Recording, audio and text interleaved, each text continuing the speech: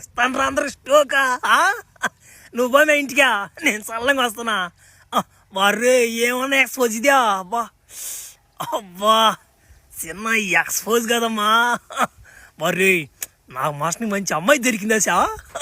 రేపు పోయి వాళ్ళ బాబుని ఇంప్రెస్ చేసేస్తా. ఓ నమస్తే గురుగారు. ఓ నీ కూతురు నాకు ఇష్టమా? ఇస్తావా సస్తవా?